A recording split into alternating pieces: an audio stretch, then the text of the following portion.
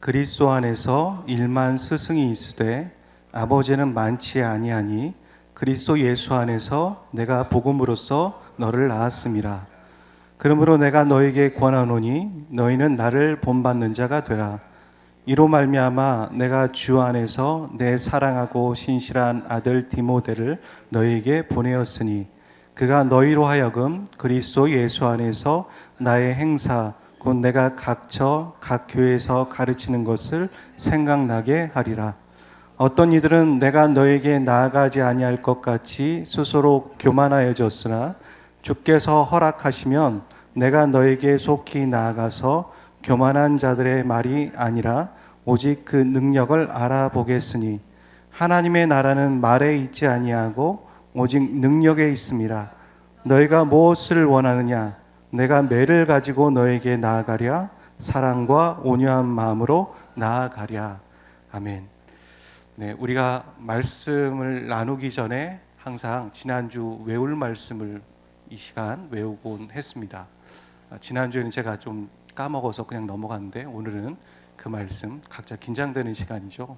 긴장하시지 말라고 PPT를 제공해 드렸으니까 혹시 외우신 분은 눈을 감고 이 시간 외우시면 좋을 것 같습니다. 같이 외우겠습니다. 빌립보서 4장 6절 말씀. 아무것도 염려하지 말고 다만 모든 일에 기도와 간구로 너희 구할 것을 감사함으로 하나님께 아뢰라. 빌립보서 4장 6절 말씀. 아멘. 여러분, 담는 것과 흉내 내는 것과 본받는 것의 차이를 아십니까? 담는 것, 흉내 내는 것, 본받는 것. 제가 조금 이해를 돕기 위해서 사진을 준비했는데요. 닮았다라는 건 이런 것을 닮았다고 얘기하는 겁니다. 의도하지 않았는데 저렇게 닮아버리는 그런 것들이 있죠. 두 번째 사진도 보시면 이게 닮은 겁니다. 분명히 동일 인물이 아니라 다른 사람인데 어떻게 부모님이 한 분 아닐까 의심할 정도로 닮았습니다. 이런 게 있고요. 흉내내는 건 이런 걸 흉내내는 거라고 얘기하는 것이죠. 의도적으로 이런 것을 흉내내는 것이다 라고 얘기하고, 이런 것이 흉내내는 것이라고 얘기할 수 있습니다. 자, 그렇다면 본받는 것은 무엇일까? 이 부분을 우리가 좀 얘기해 보려고 합니다. 오늘 본문에 보면 바울은 이 고린도 교인들에게 자신을 본받아라 이렇게 말하고 있습니다. 이 말은 듣는 사람들 입장에서는 바울이 참 교만한 사람이다 이렇게 생각할 수도 있을 것 같지만, 그는 몸소 예수님을 본받는 사람이었습니다. 예수님을 본받고 살아가는 사람으로서 나를 본받으라 이런 말은 고린도 교인들이 예수 그리스도를 본받으라고 그런 마음에서 나온 표현인 것이죠. 우리는 살면서 닮거나 흉내내긴 하여도 저 사람을 본받아야지 이런 사람을 많이 보지는 않습니다. 그런 사람을 만난다면 저와 여러분 인생에서 참 복된 인생이라고 저는 생각합니다. 본받는다는 것, 이것은 분명히 닮거나 흉내내는 것과는 좀 차이가 있습니다. 상대방의 인격과 삶과, 그러니까 이 전인격적인 것을 따라가는 것, 그런 것을 본받는 것이라고 말하는 거죠. 성경은 그것을 다른 말로 뭐라고 얘기하냐면 제자다라고 얘기하죠. 예수님의 제자가 된다, 나를 따르라 이렇게 말하는 것도 바로 본받는 것을 말하는 것입니다. 자, 그렇다면 바울은 자신의 어떤 부분을 본받으라고 말하고 있는 것일까요? 한번 생각해 봐야겠죠. 자신의 외모나 식습관이나 이런 걸 본받으라고 말하고 있는 것은 아니죠. 그의 영적인 태도를 본받으라고 말하고 있습니다. 오늘 말씀에서 바울의 영적인 태도 세 가지를 우리는 살펴볼 수 있게 되고 발견하게 됩니다. 이 말씀을 통해서 저와 여러분이 우리의 삶을 좀 점검하고 나는 이런 부분들을 담고 있는가, 그리고 우리 모두에게 이 은혜가 있으시기를 바랍니다. 바울은 교회 내 목회자를 두 가지로 표현하고 있습니다. 오늘 본문의 1절에 보면 그렇게 얘기하죠.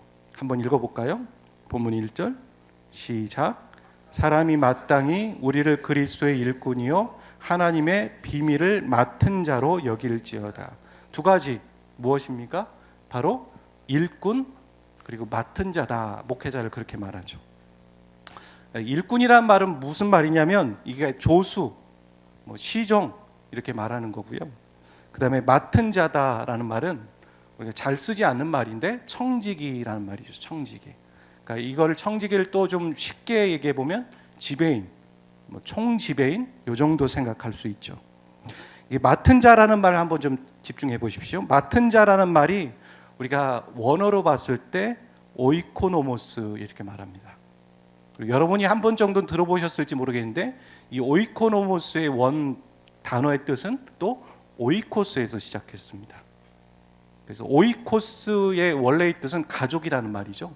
식구, 내 식구야 이렇게 말하는 뜻입니다.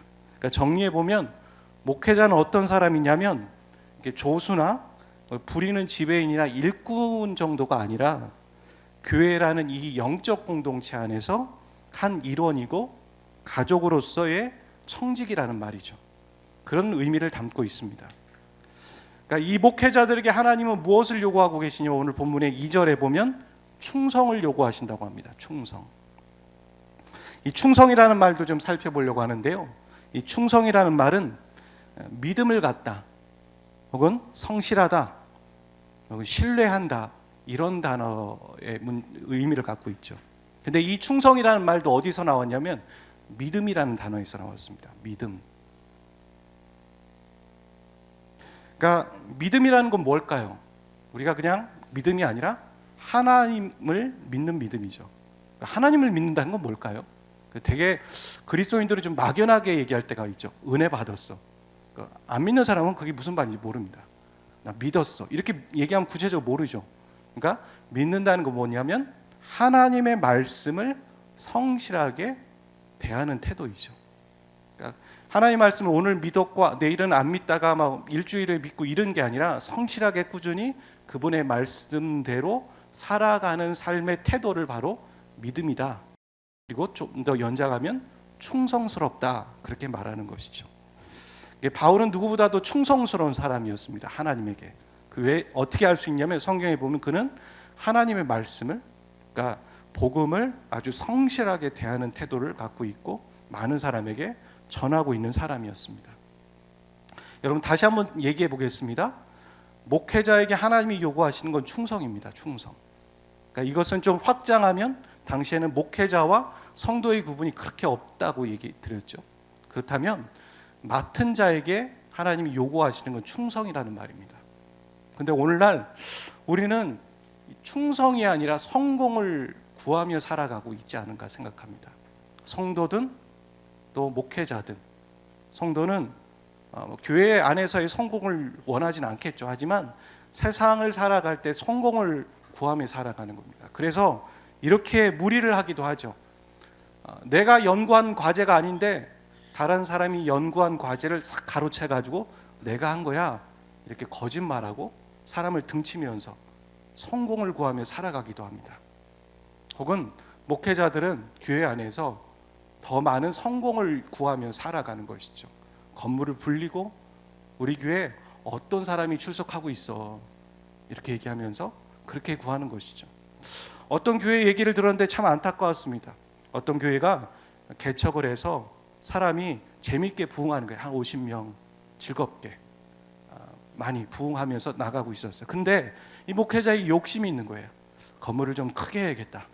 이렇게 해서 무리하게 건물을 다른 곳으로 옮기다가 교회가 분열되고 갈라졌다라는 참 안타까운 소식을 듣습니다. 우리는 하나님이 우리에게 부탁하신 양을 청지기의 마음으로 그들을 교회를 또 그 양을 그 영혼들을 섬기며 나가면 되는 것인데 충성을 요구하시는데 그것을 넘어서 목회자든 성도들이든 욕심을 부리고 그리고 성공을 구하며 살아간다는 것이죠. 오늘 저와 여러분이 또 우리 교회가 그러고 있는 모습들은 없는지 좀 살펴봐야 하는 것이죠. C.S. 루이스라는 사람이 있습니다. 나니아 연대기를 지은 사람이죠. 이 C.S. 루이스가 세 가지 얘기를 했습니다.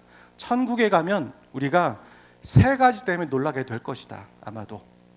그러면서 첫 번째 와야 할 사람이 없는 거. 저 사람은 왔을 줄 알았는데 없는 거예요. 천국에. 두 번째는 저 사람도 천국에 왔네?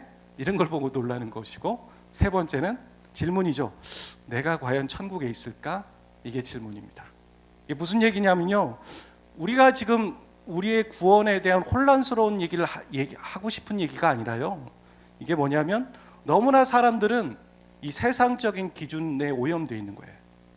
성도들이든 목회자들이든 그것에 오염되어서 세속적인 가치와 기준으로 구원받고 구원받지 않고, 아까 제가 말씀드렸죠, 하나님은 우리에게 충성을 요구하시는데 우리는 성공을 구하며 살아가고 있고, 그리고 마치 그것이 성공을 구하는 것이 당연한 것처럼 목회자들이든 성도들이든 그러며 살아가고 있는 것이죠.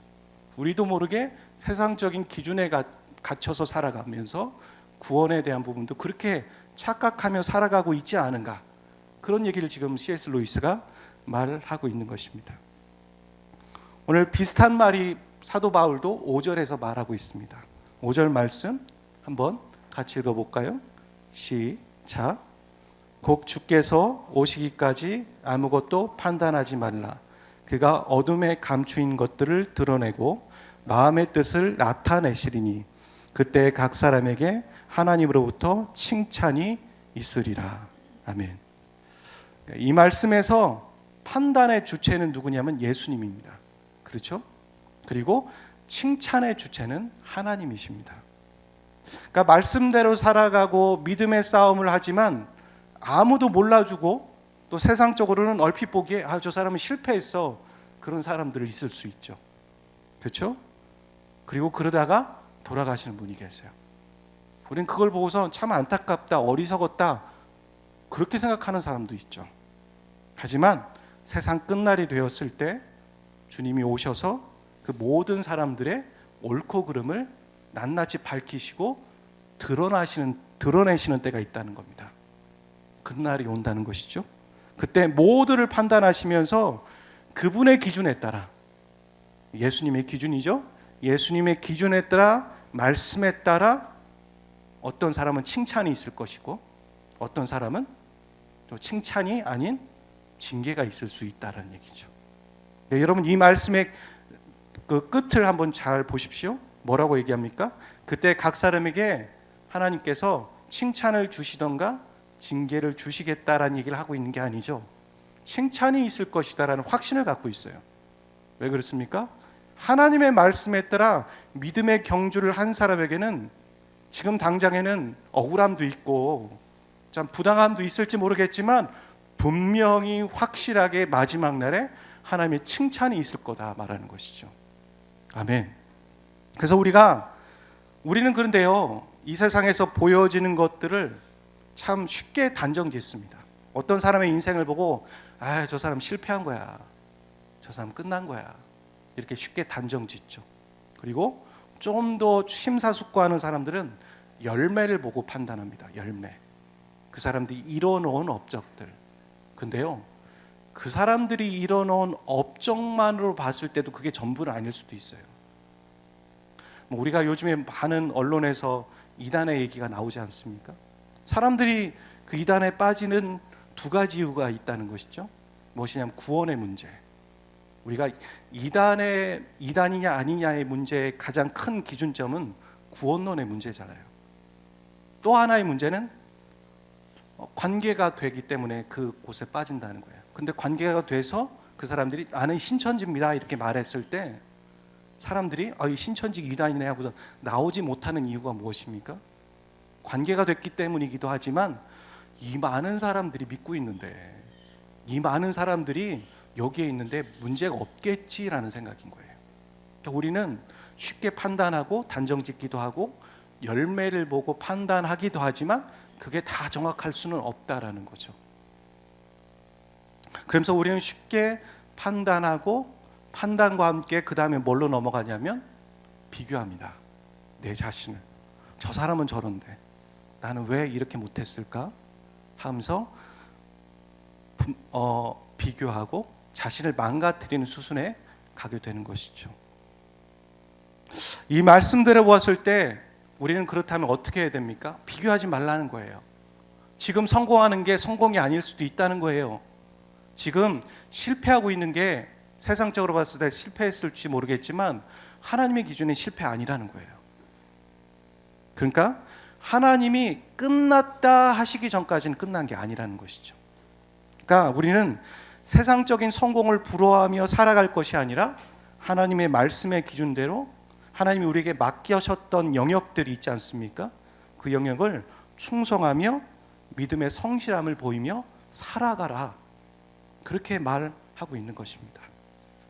그러니까 바울이 본받기를 원하는 신앙의 태도, 그건 첫 번째는 무엇이냐면 말씀대로 살아가는 성실함이에요. 말씀대로 살아가는 성실함을 아까 제가 뭐라고 했습니까? 충성이다라고 얘기했습니다.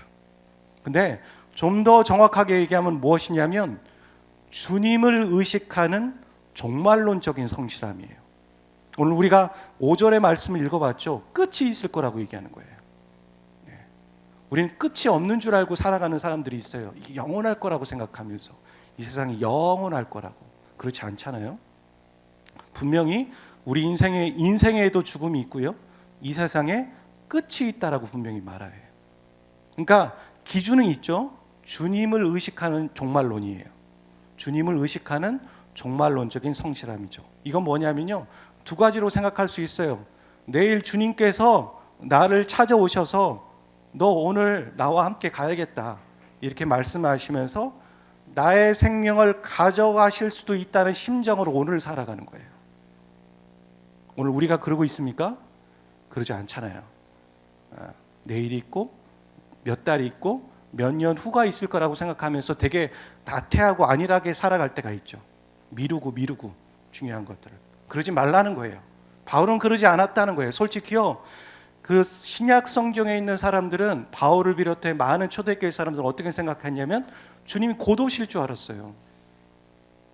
주님이 곧 오실 줄 알았어요. 그리고 그런 마음으로 살아갔어요, 매일을. 우리가 그러고 있냐는 것이죠. 이것은 뭐 공포나 두려움을 얘기하고 있는 게 아니죠. 준비하고 있는 거죠. 그리고 이 종말론적인 성실함은 무엇이냐면 또 다르게 생각하면 주님께서 심판하실 때 받을 칭찬을 믿으며 살아가는 거예요. 오늘 우리가 그리스도인으로 살아가면서 무기력하며 살아가는 이유가 뭐예요? 이렇게 꾸역꾸역 살아가는 거예요. 버티며 살아가는 거죠. 그게 아니잖아요. 끝이 있을 것이고 주님께서 우리를 칭찬하실 것이 있다라는 소신과 확신과 믿음 안에서 오늘 우리가 오늘을 살아가는 그런 믿음이 필요한 것이죠. 누가 이런 말을 했습니다. 참 귀담아 들었고 생각도 나는 것인데, 오늘이라는 시간을 많은 사람들이 소홀히 생각한다는 것이죠. 그러면서 이렇게 말했는데, 우리가 사는 오늘은 어제 죽은 사람이 하루를 더 살고 싶다고 몸부림치는 미래다, 이렇게 말했어요. 지금도 장례식장 가면은 소천하신 분들, 그런 분들 많이 있죠. 하루 더 살고 싶다, 하루 더 살아서 내가 못다한 것들을 얘기하고 가족들과 회한을 얘기하고 그러고 싶다라고 하지만 그 사람이 생명이 끝나는 것이죠. 오늘 우리는 그 미래를 살아가고 있는 거예요. 값지게 살아가야 되는 것이죠. 최선을 다해 살아가야 되는 것이죠. 오늘 우리가 예배를 드릴 때 이 예배가 오늘 우리의 인생의 마지막이라고 생각할 수 있는 것이죠. 아무도 모릅니다. 내일 저 사람이 또 내가 죽을지도 모르는 거예요. 주님이 야 오늘 나와 함께 가자 그러면 가는 거예요. 오늘 우리가 그런 심정으로 살아가고 있는가, 중요한 것이죠. 바울이 자신을 본받기 원하는 두 번째 영적인 태도는 무엇이냐면 고난을 피하지 않는 태도입니다. 여러분, 시험과 고난은 다른 얘기예요. 야고보서에서도 이렇게 얘기하죠. 시험은 템테이션이다, 유혹이다라고 말하고 있고, 또 고난과 연단은 테스트다라고 얘기하고 있어요. 이 템테이션이라는 건 뭐냐면, 시험이라는 건 자신이 죄를 짓고 욕심을 가져서 겪는 거예요. 그건 안 해도 되는 거예요. 근데 죄 때문에, 욕심 때문에 갖는 거, 겪게 되는 거, 그걸 시험이라고 얘기하죠. 하지만 연단과 고난은 무엇이냐면 주님의 말씀에 따라, 아까 얘기했죠? 바울의 첫 번째 신앙 태도, 주님의 말씀에 따라 살아가다 보니까 겪게 되는 거, 내가 신앙적인 양심을 갖고 지키다 보니까 겪게 되는 거, 그런 것들이 연단이고 고난인 것이죠. 오늘 그리스도인들은 어떻습니까? 시험을 겪으면서 내가 연단받고 있다 이렇게 얘기할 때가 있어요. 그렇지 않은 거죠. 우리 자신을 잘 생각해 봐야 돼요. 내가 욕심 부리다가 시험 겪고 있는 것인데 그것을 연단받고 있는 거야, 이렇게 말하면 안 되는 것이죠. 오늘날 우리는 편의와 편리를 추구하며 살아갑니다. 얼마나 편한 것을 추구하는지 모르겠어요. 그런데 신앙적인 것도 그래요. 편의와 편리를 추구해요. 그래서 이런 말이 나왔죠. 소비하는 그리스도인. 그런 얘기 들어보셨어요? 이 사람들이, 교인들이 기러기처럼 여기 갔다 저기 갔다 하면서 거기에 있는 그 교회 공동체에 필요한 것들을 즐기는 것이죠. 그러다가 단물이 다 빠지면 또 다른 곳으로 옮기는 거예요. 이런 그리스도인도 있다, 이렇게 말하는 거예요. 모두가 그렇지는 않겠지만, 근데 참된 신앙은 편한 것과 편리한 것과는 거리가 멉니다. 그렇지 않아요. 참된 신앙을 갖게 되면 그때부터 어떤 일이 일어나는 줄 아세요? 불편하기 시작해요. 마음도 불편하고 몸도 불편한 거예요. 말씀과 설교를 듣는데 내가 잘못한 게 자꾸 깨달아져요. 그 말씀이 나를 콕콕 집어요. 마음이 불편하기 시작한 겁니다.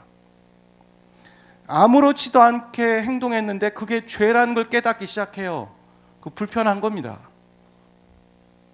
말씀을 따라 믿음대로 살아가기 때문에 뭐가 있습니까? 충돌되죠. 세상적인 가치관과 충돌되고 어떤 문제들과 충돌돼요. 갈등이 있어요. 불편한 겁니다.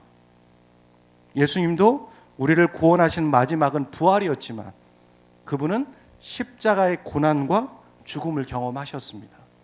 분명히 불편함과 문제와 고통이 따랐던 거예요.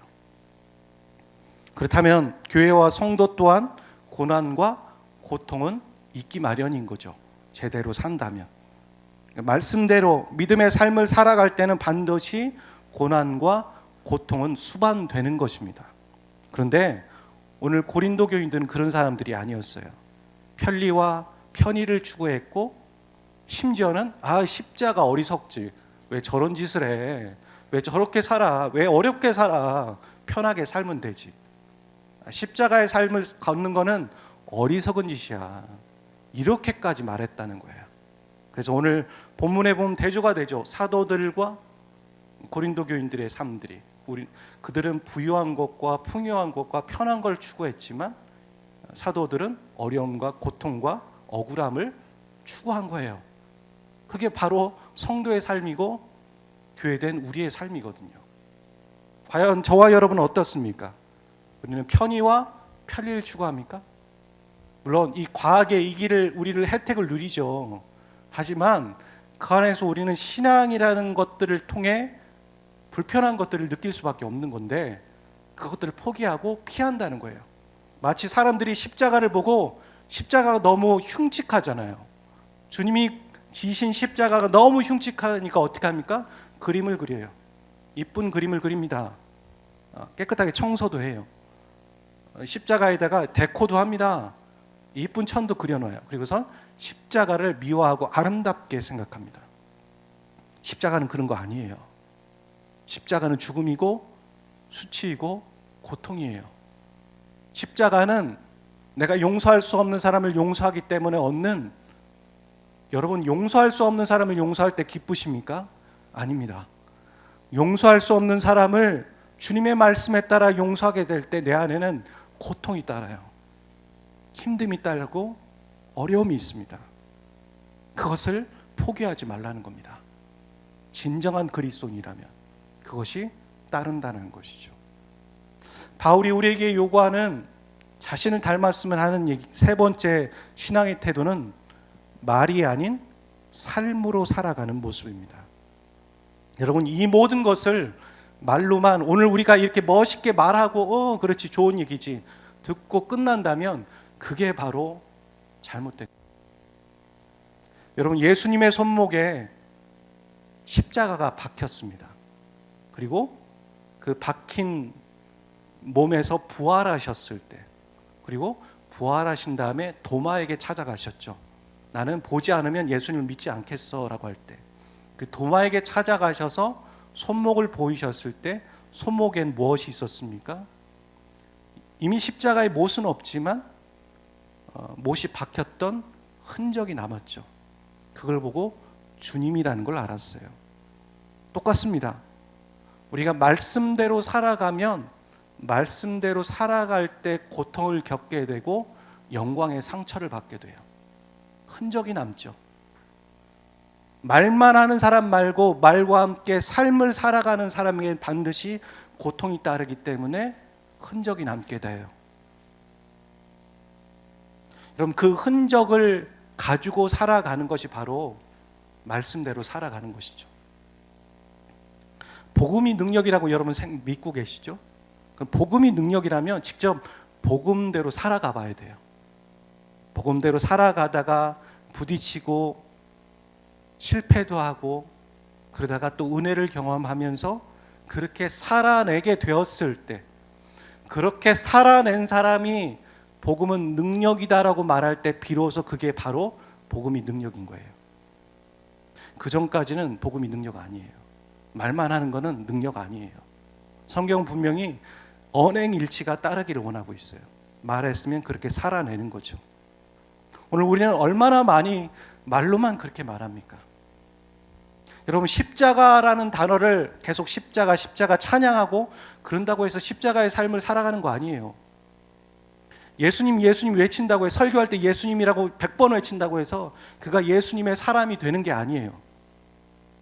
정말 그렇게 십자가의 길을 걷고 고통을 겪고 주님의 심정을 느껴서 살아가게 될 때, 영광의 흔적과 상처가 남게 될 때 비로소 그는 십자가의 길을 걷고 있는 거고 제자로서의 삶을 살아내고 있는 거예요. 우리는 큰 착각을 하면 안 됩니다. 우리는 정치인들을 보면서 말만 한다라고 손가락질하면 안 돼요.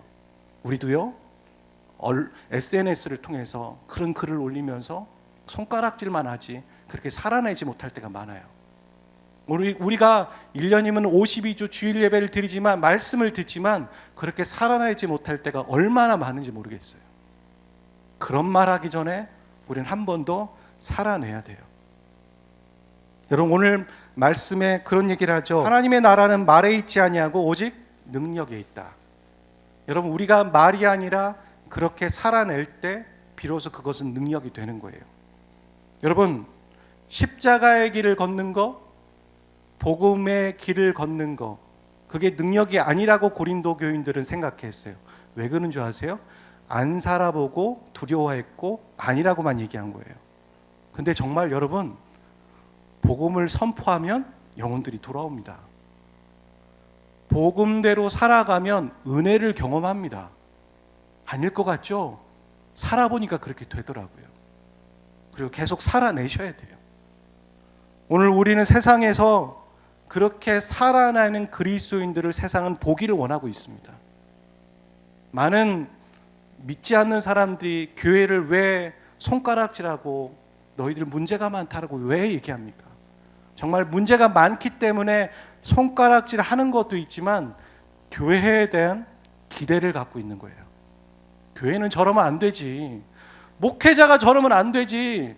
성도라는 사람이 저러면 안 되잖아 라고 얘기하면서 정말 제대로 된 목회자를 보여달라고, 제대로 된 성도, 제대로 된 교회가 있기를 바란다라고, 이 세상에 소망이 없는데 라고 하면서 울부짖고 있는 거예요. 우린 그 소리를 겸허하게 받아들여야 하는 것입니다. 여러분, 말이 아니라 삶으로 살아내는 그리스도인들이 되시기를 바랍니다. 바울의 세 가지의 신앙의 태도는 이런 것이었습니다. 종말론적인 성실함이에요. 그리고 두 번째는 고난을 피하지 않는 태도입니다. 세 번째는 말이 아니라 삶으로 살아내는 모습입니다. 오늘 한 주를 시작하면서 또 우리가 또 직장과 가정으로 돌아가게 될 터인데, 여러분, 이 세 가지를 유념하며 살아내 봅시다.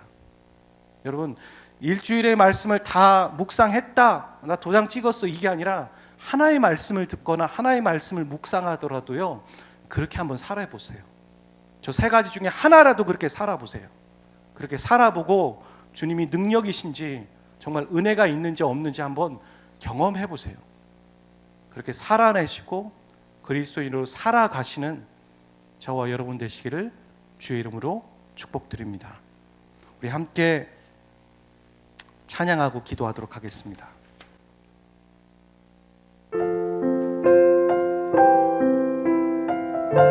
우리 조명 어둡게 해주시고 같이 기도할까요?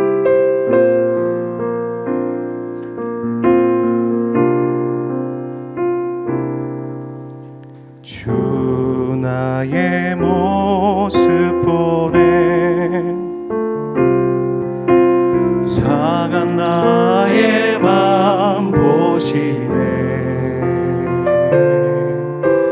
주 나의 눈물 안에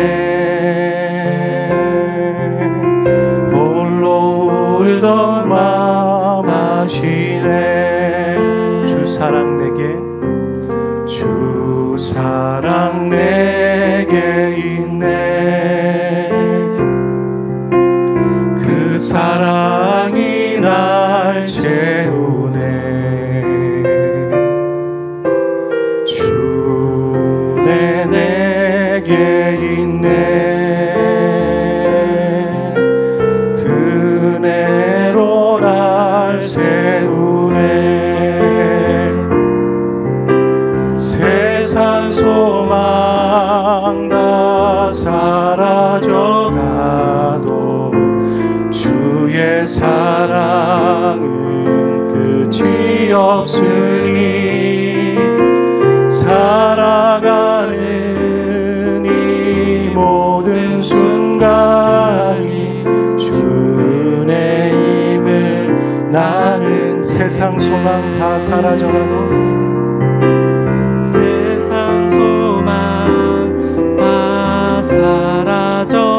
주의 사랑은 끝이 없으니 주의 사랑은 끝이 없으니 살아가는 이 모든 순간이 주 은혜임을 우리 목소리 높여 찬양할까요? 주 나의 모습 보네 주 나의 모습 보네 상한 나의 맘 보시네 주 나의 눈물 안에 홀로 울던 맘 아시네 주 사랑 내게 있네 주 사랑 내게 있네 그 사랑이 날 채우네 주네 내게 있네 그대로 날 세우네 세상 소망 다 사라져가도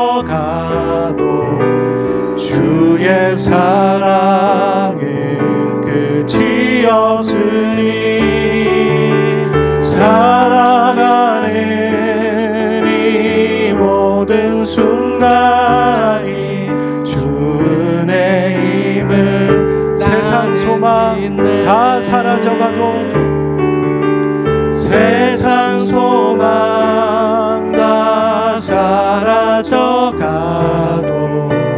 주의 사랑은 끝이 없으니 살아가는 이 모든 순간이 주 은혜임을 나는 믿네 살아가는 이 모든 순간이 살아가는 이 모든 순간이 주 은혜임을 나는 믿네 주 은혜임을 나는 믿네 우리 같이 기도하겠습니다. 오늘 우리는 사도 바울의 모습처럼 그런 신앙의 세 가지 영적 태도 가운데 살아가고 있는가 한번 생각해 봅시다. 오늘이 끝이라고 생각하며 그 하나님의 말씀을 성실하게 믿는 태도로 살아가고 있는가? 그 말씀이 아닌 이 세속적인 가치관과 기준에 따라 성공을 추구하며 살아가고 있지는 않았는가? 우리가 그렇다면 회개합시다. 내가 그렇게 살아가고 있지 못했던 모습들을 회개하고, 또 내가 십자가의 길을 걷고 있는가?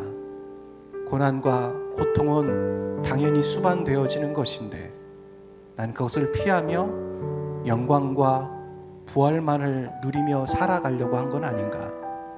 우리가 그렇게 살아가길 위해 기도하고 또 말뿐인 신앙은 아니었나 생각해보며 우리 자신을 올려드리고 진심으로 통회하고 또 자복하며 회개하며 또 주님께 우리 자신을 올려드리고 기도하며 나가도록 하겠습니다.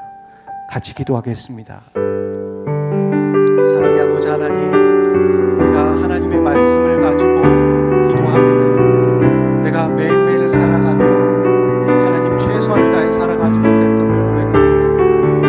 하나님, 세상적인 기준이 나의 기준이었고 세속적인 기준과 성공을 구하며 살아가는 나의 모습들을 회개합니다. 하나님 우리에게 요구하시는 충성의 모습, 하나님의 말씀을 믿고 살아가는 성실한 태도를 취하며 나가는 나의 모습들이 없었음을 고백합니다. 그 말씀을 믿었을 때 마지막 때 주님께서 우리에게 칭찬을 주실 거라는 이 믿음과 이 확신을 가지고 살아가지 못하며 막연하게 버티며 인내함으로 살아가고 있었던 모습들은 아니었는지 주님, 내 자신을 회개하며 주님께 다시 한번 올려드립니다. 하나님, 더 성실함으로 나아가기를 원하고 더 맡겨주신 영혼들과 맡겨진 하나님의 이 교회를 주님께 올려드리며 청지기의 삶을 살아가며 나아가기를 소원합니다. 주님, 제 마음 가운데 주의 마음과 주님의 일꾼의 마음과 하나님 청지기의 마음을 저에게 다시 한번 허락하여 주시고 주님 생각나게 하여 주시옵소서.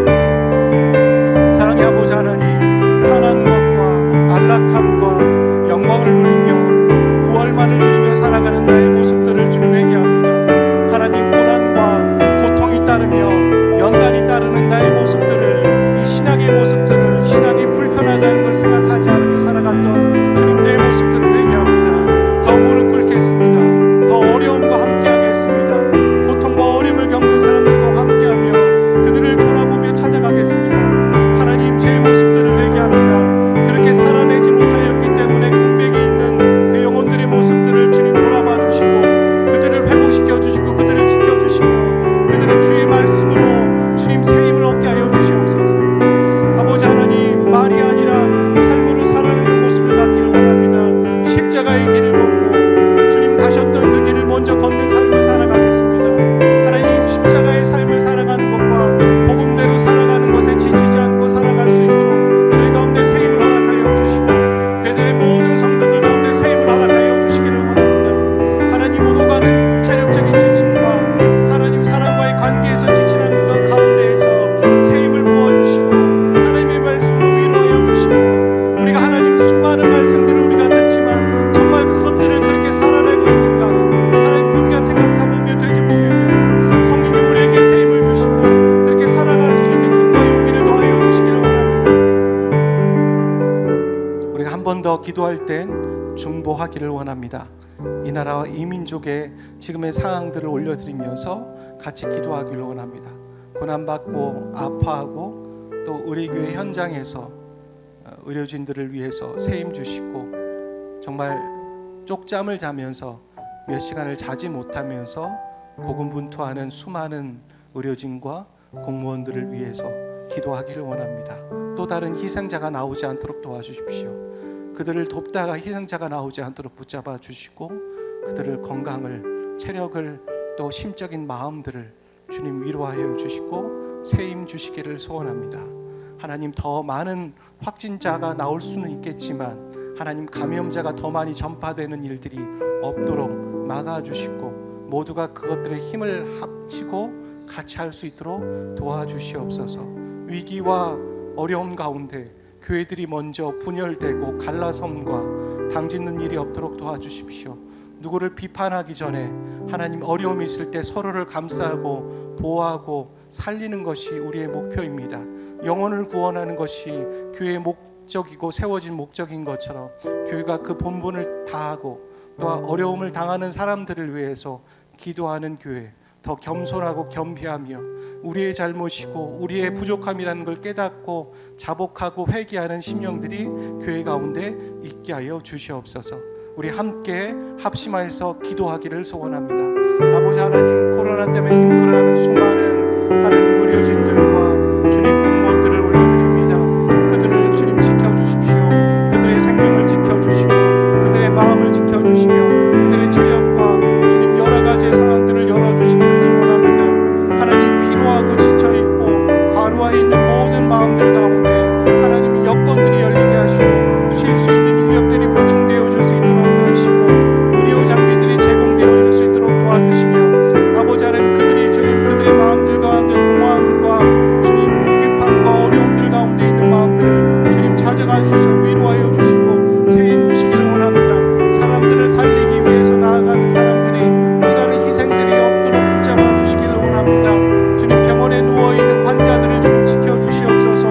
중환자들, 중증 환자들 가운데 주님께서 생명을 지켜주시고 그들 가운데 복음이 전파되어지게 하시고 예수님의 좋은 소식이 전달되어질 수 있도록 하게 하시고 허락하여 주시고 저희들이 우리가 잘못했다는 걸 깨닫고 우리가 자복하며 회개함으로 주님 앞에 나아가 나의 잘못임을 진심으로 통회하며 자복할 수 있도록 도와주십시오. 에스라의 심정을 두십시오. 모세의 심정을 두십시오. 나의 잘못이지 저들의 잘못이 아님을 동일시하는 마음을 주십시오. 나의 부족함임을 깨닫게 하여 주십시오.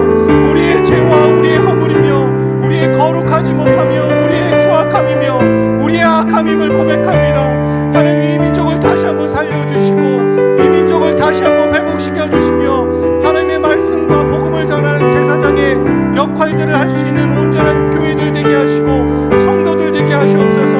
이번 기회를 통해 우리가 많은 것들을 깨닫게 되고 많은 것들을 생각하게 되지만 우리의 잘못과 교회의 부족함과 무능함과 교회의 연약함과 거룩하지 못함들을 회개하며 나갈 수 있는 귀한 계기들이 될 수 있도록 허락하여 주시옵소서. 주님이 가셨던 십자가의 길, 고난의 길을 우리가 걷는 것을 부담스러워하지 않게 하시고 부끄러워하지 않게 하시고 그것이 세상의 어떤 지혜보다도 가장 고상한 지혜이며 가장 고상한 선택임을 우리가 기억하며 살아갈 수 있도록 도와주십시오. 낮은 데에 나가게 하시옵소서. 더 낮은 곳을 향해 나가게 하시옵소서. 궁전과 왕궁이 주님을 잊지 않으셨고 주님 베들레헴 마구간에 있으셨던 것처럼 우리가 더 낮은 곳을 향하여서 주님의 마음에 합하며 주님의 걸음에 합한 인생 되고 교회 되게 하여 주시옵소서.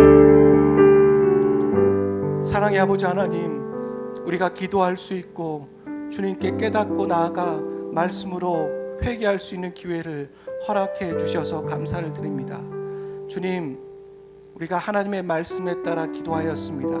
본을 받고 주님을 닮아가는 인생 되기를 원합니다.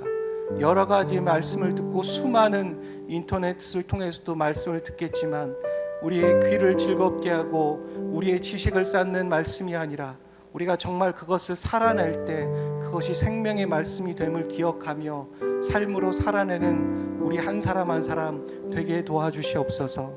하나님, 코로나 때문에 힘들어하는 의료진들과 공무원들과 환자들을 주님 기억하여 주시옵소서.